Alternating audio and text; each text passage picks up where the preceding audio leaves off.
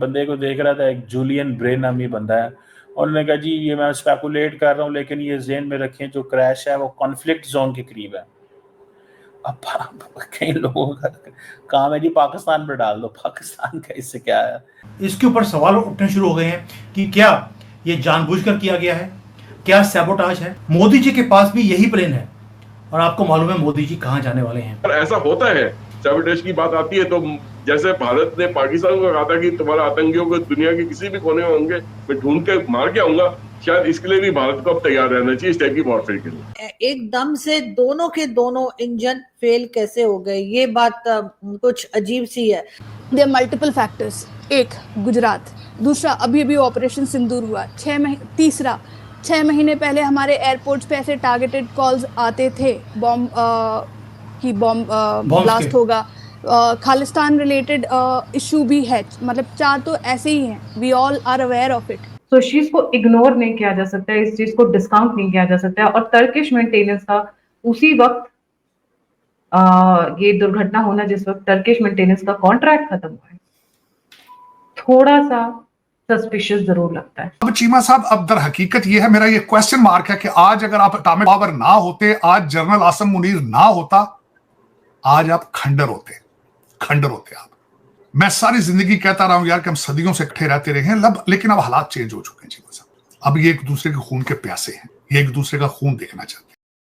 दोस्तों नमस्कार। कल जो प्लेन क्रैश हुआ है एयर इंडिया का, उससे लेकर अब नई बातें सामने आ रही हैं कि क्या इसके पीछे टर्की या पाकिस्तान का हाथ हो सकता है। और खालिस्तानी पन्नू ने भी एयर इंडिया को लेकर धमकी दी थी, क्योंकि जिस तरह ये प्लेन क्रैश हुआ है, ऐसा बहुत रेयर होता है कि उड़ान भरने के 60 सेकंड के अंदर दोनों इंजन बंद हो जाएं। ऐसा कभी होता नहीं है। इसीलिए भारत के साथ पूरी दुनिया को यही शक हो रहा है कि इसके पीछे किसी न किसी का हाथ है, क्योंकि वेस्टर्न वर्ल्ड और हमारे कई पड़ोसी भारत की तरक्की देखकर बिल्कुल भी खुश नहीं है। उनसे ये देखा नहीं जा रहा है कि भारत अब आत्मनिर्भर बन रहा है, चांद पर अपना झंडा गाड़ रहा है, मिलिट्री के वेपन्स कई बड़े देशों का एक्सपोर्ट कर रहा है। तो अमेरिका के साथ और भी कई बड़े देश जो हमें आगे बढ़ता हुआ नहीं देखना चाहते, क्योंकि अमेरिका कभी नहीं चाहेगा कि चाइना की तरह भारत भी सुपर पावर बन जाए। इसीलिए अब हमें अपने आप को और मजबूत करना होगा, और जो हमारे घर पर दुश्मन भरे पड़े हैं उनको एक एक करके पहचानना होगा और उनका इलाज करना होगा। नहीं तो ऐसे हादसे होते रहेंगे आगे भी, क्योंकि अगर ये प्लेन क्रैश किसी की साजिश है तो बिना कोई अंदर के आदमी के ये हो नहीं सकता।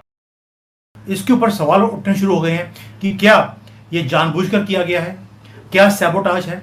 क्योंकि ये प्लेन कोई छोटा मोटा प्लेन नहीं है। मैंने बड़ी बार फ्लाइट लिया है, और बाई चांस की बात है Delhi to Ahmedabad, Ahmedabad to London की फ्लाइट मैं ये वाली ले चुका हूं। ये ड्रीम लाइनर प्लेन ये छोटे मोटा प्लेन नहीं है दोस्तों। मोदी जी के पास भी यही प्लेन है, और आपको मालूम है मोदी जी कहां जाने वाले हैं। मोदी जी जाने वाले हैं कनाडा, और उससे पहले ये काम होता है। और यह धमकी एयर इंडिया को बहुत देर से मिल रही थी कि हम प्लेन को क्रैश करेंगे, पन्नू एंड पार्टी की तरफ से। अब मैंने देखा कि एक सैबोटाज की फोटो भी आई थी पहले, या एक ट्वीट था अरविंद जी ने दिया था कि एयर इंडिया को सैबोटाज करने की कोशिश की जा रही है। जो डीप स्टेट है, पाकिस्तानी है, खालिस्तानी है, मिडल ईस्ट के लोग हैं, टर्की है, चाइनीज हैं, वेस्टर्न लॉबी है, वो सभी लगी हुई है कि अगर भारत को नीचे करना है तो एयर इंडिया को सैबोटाज किया जाए। क्या ये उसी का प्लान है? और क्या जो ग्राउंड हैंडलिंग होती है वो तुर्की की कंपनी के पास थी? पीछे भारत ने उसको बैन किया, लेकिन हमारे बिके हुए जजेस ने उसको अलाउ कर दिया। क्या तुर्की का इसमें हाथ था?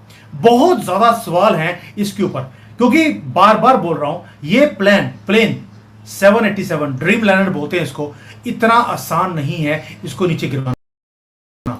जो बड़ी कंट्रीज के जितने भी प्रेसिडेंट्स हैं, किंग्स हैं, वो सभी इसको लेते हैं, because this is one of the most safest plane in the whole world. मुझे ये मतलब मेरी गट फीलिंग ये कहती है, मतलब मेरी इंस्टिंक्ट ये कहती है, फर्स्ट इंस्टिंक्ट ये कहती है, after looking at all the parameters जो अभी तक जितना भी बताया गया न्यूज एजेंसीज के द्वारा, कि ये मुझे एक केस ऑफ सैबोटेज लग रहा है। मुझे मैं इसको फेस वैल्यू लेने को तैयार नहीं हूँ कि मतलब ये इतना बड़ा टेक्निकल स्नैक हो गया कि अल्टीमेटली मतलब प्लेन टेक ऑफ करते करते वो टेक ऑफ आगे नहीं कर पाया और नीचे गिर के ब्लास्ट हो गया।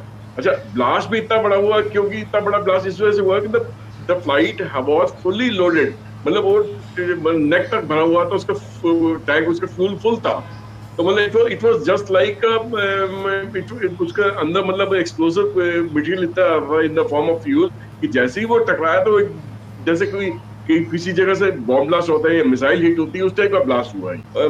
जो चीज सैबोटेज की जो मैं बात कर रहा हूँ कि हाँ देखिए, बहुत आप भी जानते हैं, मैं भी जानते हैं कि जिस तरीके से भारत की तरक्की दिन पे दिन हो रही है, स्पेशली 2014 से मोदी जी के आने के बाद से लेकर अब तक इतने सारी तरक्की के किस्से हम लिस्ट बनाई है, हम उसमें एक प्रोग्राम भी आगे आपस में रिकॉर्ड करना चाह रहे थे। तो वो शायद हम उस चीज को मद्देनजर रखते हुए बात करें कि दुनिया इस चीज को आज की डेट में बर्दाश्त, स्पेशली जो वेस्टर्न लॉबीज है, वो तो कम से कम इस चीज को बर्दाश्त नहीं कर पा रही है कि भारत एक सुपर पावर की तरह उभरता हुआ नजर आ रहा है सामने और अपने फैसले खुद ले रहा है। वो वेस्टर्न लॉबीज के बताए हुए मंसूबों पे नहीं चलने को तैयार नहीं है, उनकी बताए हुए नैरेटिव्स को फॉलो करने को तैयार नहीं है। तो अपने फैसले खुद ही ले रहा है, अपनी तरक्की खुद ही कर रहा है, अपनी डेवलपमेंट के जो साधु सामान है वो खुद ही तैयार कर रहा है।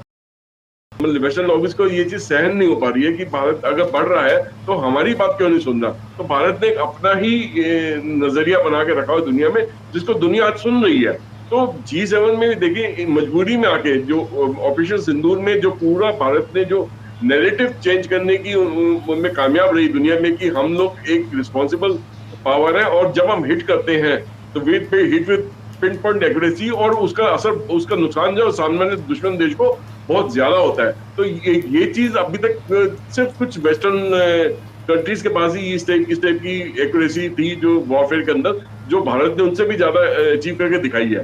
तो उनके लिए एक मजबूरी बन गई कि G7 में भारत को बुलाएं तो ना बुलाएं। तो उन्होंने अल्टीमेटली सामने से फोन करके बुलाया कि भैया आप आइए, यहाँ पे आप पार्टिसिपेट कीजिए, क्योंकि आज की डेट में कोई भी वर्ल्ड का नैरेटिव जो है बिना इंडिया को इंक्लूड करे वो नहीं हो सकता है। इंडिया की वॉइस उसके अंदर एक ग्लोबल वॉइस बन के उभर के आती है। तो ये जो मतलब सैबोटेज का इसलिए इसके साथ जोड़ रहा हूँ कि कहीं ना कहीं पे वो भारत को नीचा दिखाने के लिए भी ऐसी हरकत कर सकते हैं। कहीं ना कहीं यहाँ की एविएशन, यहाँ पे इन्वेस्टमेंट्स ना आए भारत के अंदर, मामले बिगड़े रहे, इंडिया डिस्टर्ब रहे किसी न किसी लेवल पे, उस तरीके से भी सैबोटेज का मामला सामने हो सकता है। बट ये छानबीन का हिस्सा है, ये छानबीन होकर हो सकता है कि चीजें आने वाले दिनों में सामने भी आए। और अगर ऐसा होता है, सैबोटेज की बात आती है, तो जैसे भारत ने पाकिस्तान को कहा था कि तुम्हारा आतंकियों को दुनिया के किसी भी कोने में होंगे मैं ढूंढ के मार के आऊंगा, शायद इसके लिए भी भारत को अब तैयार रहना चाहिए इस टाइप की वॉरफेयर के लिए। There multiple factors. एक, गुजरात। दूसरा, अभी ऑपरेशन सिंदूर हुआ। तीसरा, 6 महीने पहले हमारे एयरपोर्ट्स पे ऐसे टारगेटेड कॉल्स आते थे बॉम्ब ब्लास्ट होगा। खालिस्तान रिलेटेड इशू भी है, मतलब 4 तो ऐसे ही हैं, we all are aware of it. और यू नो बोइंग जो है, बोइंग की 737 ऑलरेडी ग्राउंड हो चुकी है। ये बोइंग के लिए बहुत बड़ा धक्का है कि उनकी ड्रीम लाइनर ये हो रही है। मतलब उनका रेपुटेशन, यू नो, यूएस की 2-3 बड़ी कंपनीज में एक है बोइंग, दूसरी लॉकहीड मार्टिन है। इनकी एक भी एसेट को कुछ होता है, इनकी रेपुटेशन बहुत ज़्यादा खराब होती है। मुझे डाउट है ग्राउंड स्टाफ के ऊपर, और कई लोग बोल रहे हैं कि गुजरात के अंदर जो ग्राउंड स्टाफ है उसमें रोहिंग्याज और बांग्लादेशी भी वहाँ पर इन्वॉल्व हैं, वहाँ पर काम कर रहे हैं, जो इलीगली यहाँ पर रहते हैं। Is that a possibility also? Very much. Ahmedabad में मेरे जो फ्रेंड रहते हैं, उन्होंने खुद बोला था कि यहाँ पे अब रोहिंग्याज का ये बहुत हो रहा है, प्रॉब्लम हो रहा है। और ये लोग जो हैं, they do not come across as Rohingya, they have fake Aadhaar card, fake documents, and they get admission into places as Indians, right. अभी आज या कल की हमने रिपोर्ट किया, एक पाकिस्तानी जो बांग्लादेशी बना घूम रहा था, इवन ही हैड डॉक्यूमेंट्स।